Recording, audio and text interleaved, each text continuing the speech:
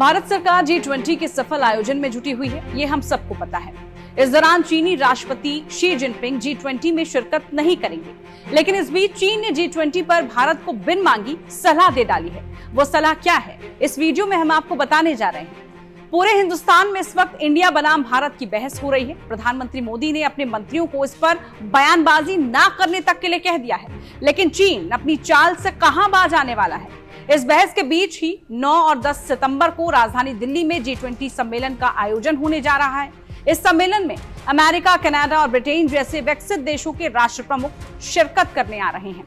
ऐसे में इंडिया और भारत विवाद को लेकर अब चीन ने प्रतिक्रिया दे दी है। चीन का कहना है कि भारत G20 सम्मेलन का इस्तेमाल अंतर्राष्ट्रीय स्तर पर अपने प्रभाव को बढ़ाने के लिए एक अवसर के तौर पर करना चाहता है। ऐसे में भारत को नाम पर बहस करने के बजाय महत्वपूर्ण मुद्दों पर ध्यान केंद्रित करना चाहिए। चीन की मीडिया रिपोर्ट के मुताबिक उसमें कहा गया है कि मायने ये रखता है कि क्या भारत अपनी आर्थिक प्रणाली में सुधार कर सकता है या फिर नहीं। भारत क्रांतिकारी सुधारों के बिना क्रांतिकारी विकास हासिल नहीं कर सकता।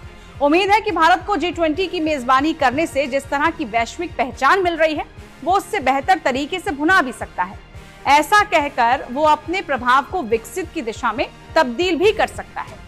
दरअसल चीन की रिपोर्ट में कहा गया है कि 1991 के बाद से आर्थिक सुधारों के लिहाज से देखा जाए तो मोदी सरकार भारत की सबसे महत्वाकांक्षी सरकारों में से एक रही है।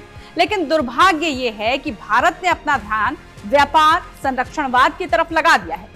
देश का नाम बदलने के बजाय उसके समक्ष और भी अधिक महत्वपूर्ण मुद्दे हैं। कुछ चीनी कंपनियों पर भारत के सख्त रवैये को लेकर रिपोर्ट में कहा गया है कि दुनिया के लिए अपने बाजारों को नहीं खोलने की भारत की हिचक समझी जा सकती है। लेकिन 1947 के बाद का इतिहास बताता रहा है कि हर बार जब भारत ने सुधार को बढ़ावा दिया है या फिर आर्थिक उदारीकरण किया है, इससे उसका आर्थिक विकास हुआ है। वहीं G20 की अध्यक्षता को लेकर चीन ने कहा कि भारत को G20 की मेजबानी करने के इस मौके का इस्तेमाल अपनी अर्थव्यवस्था में सुधार की दिशा में लगाना चाहिए।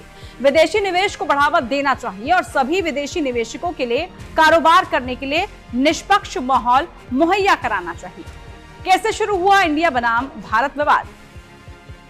गौरतलब हो कि G20 समिट को लेकर राष्ट्रपति द्रौपदी मुर्मू की तरफ से इस सम्मेलन के आधिकारिक डिनर के लिए जो निमंत्रण पत्र भेजे गए थे, उसमें प्रेसिडेंट ऑफ इंडिया की बजाय प्रेसिडेंट ऑफ भारत लिखा हुआ था। इसके बाद इस बहस ने जन्म ले लिया। क्या केंद्र सरकार विपक्षी गठबंधन का नाम इंडिया रखे जाने की वजह से ही देश का नाम अब भारत करने जा रही है? निमंत्रण पत्र के सामने आने के बाद विपक्ष ने आरोप लगाया कि मोदी सरकार देश का नाम इंडिया शब्द के इस्तेमाल को बंद कर केवल भारत कहे जाने की योजना बना रही है। चर्चा ये भी रही है कि संसद का विशेष सत्र भी इसलिए बुलाया जा रहा है ताकि इंडिया का नाम बदलकर भारत किया जा सके। भारत के आंतरिक से लेकर अंतर्राष्ट्रीय मुद्दे पर टांग अड़ाता चीन अपनी हरकतों से बाज नहीं आ रहा है। G20 में भाग ना लेकर वो पहले ही अपनी मंशा जता चुका है। ऐसे में भारत में होने जा रहे सबसे बड़े आयोजनों में से एक में दुनिया की सभी बड़ी अर्थव्यवस्थाओं के नेता शामिल हो रहे हैं, जिससे देखकर चीन की बौखलाहट साफ तौर पर दिख रही है।